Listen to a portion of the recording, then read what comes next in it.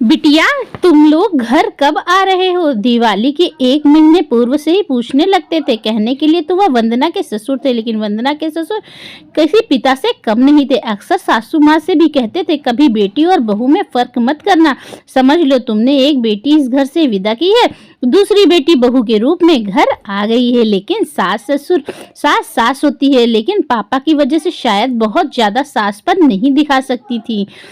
पापा वकील थे तो समझा कर रखते थे। हमेशा कहते थे, वंदना भी अपने पिता को तुम्हारी बेटी की तरह ही प्रिय है। अक्सर वंदना से कहते थे, मैंने तुम्हारे पापा को वचन दिया है, इस घर में और बहुएं आ सकती हैं, लेकिन तुम इस घर की बड़ी बहू हो और मैं सदा तुम्हें अपनी बेटी ही मानता हूँ। वंदना के पापा भी वंदना से बहुत प्रेम करते थे, क्योंकि उनकी 2 ही बेटियां थीं और उन्हें यह कहकर चिंता मुक्त कर दिया था। और वंदना के ससुर जी वंदना के पापा के ही दोस्त थे। वंदना अपने ससुर जी से नजरों का पर्दा तो करती थी, लेकिन घूंघट का पर्दा तो बिल्कुल भी न था। कभी कभी सर से साड़ी नीचे गिर जाए तो सासू माँ टोकती, तो सासू माँ से कहते, बच्चा है, कोई बात नहीं, खाने खेलने की उम्र है, रहने दो। यह बात उसे अपने कानों से सुनी थी जब ससुर जी कह रहे थे, और वंदना से बहुत सारी बातें करते, उस पर बड़ा गर्व महसूस करते थे। यह बहू मेरी पसंद की है, शायद इस घर में वंदना जैसी बहू अब आगे ना आए। जब कोई उनसे कहता, वकील साहब आपने तो अपनी बहू को सिर पर बिठा रखा है, तो उनका जवाब होता, हम तो अपनी बहू को ऐसे ही सिर पर बिठा कर रखते हैं। उनका स्नेह से भरी हुई आवाज इस तरह से लगती जैसे कोई पिता बुला रहा हो।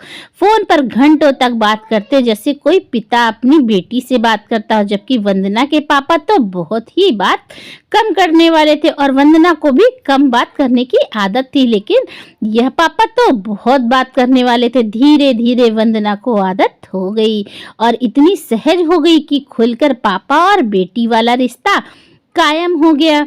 जब दिवाली आती तब हम घर के लिए रवाना होते, सारी रात फोन करते, पूछते, अब तुम्हारी गाड़ी कहाँ पहुंची, अब तुम कहाँ हो। हमें रात में गाड़ी स्टेशन लेने आते, हमारा मन बहुत खुश हो जाता। सासू माँ बहुत सारे पकवान बना कर रखती हैं हमारे लिए। सफ़र सूट नहीं करता, इसलिए तबीयत खराब हो जाती थी। ससुर जी सामान पापा कहते, जाओ वंदना आराम करो।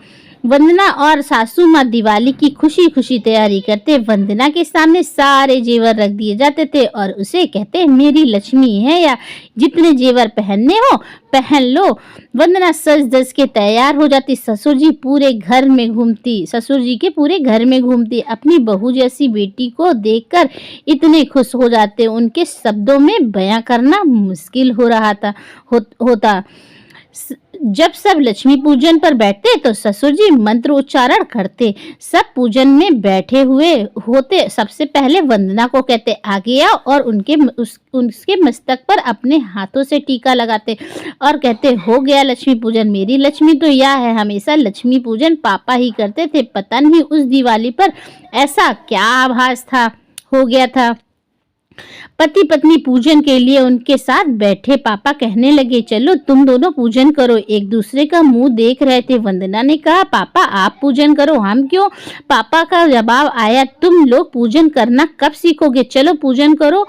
चाह कर भी मना नहीं कर पाए और कहते, तुम बड़े हो वंदना, और उसके पति से पूजन करवाने लगे। हमेशा बंद कहते, तुम इस घर की बड़ी बहू हो, मेरे होते हुए तुम्हारा कोई हाथ नहीं पकड़ सकता। आज वह इस दुनिया में नहीं है। हॉल में टंगे हुए छाया चित्र को देखकर पापा से वंदना कहना चाहती है, अब हमें घर बुलाने वाला कोई नहीं है। उनके जाने के बाद घर नहीं लगता। बच्चे बार बार पूछते, मम्मा क्या हुआ, रो क्यों रही हो? यह आंसू एक बहू के लिए नहीं, एक बेटी के लिए, अपने पिता समान ससुर के लिए है, जिन्होंने बेटी वाला स्नेह वंदना को दिया और अपने आसपास समाज में भी एक बदलाव लाए। वंदना घर गृहस्थी कामों में बिल्कुल भी निपुण ना थी। यह वंदना के पिता ने वंदना के ससुर से बता दिया था। खाने की में कुछ कमी रह जाए तो उस खाने को उस तरह से खाते जैसे बेटी के बने हुए खाने में पिता कभी दोष नहीं निकालता है।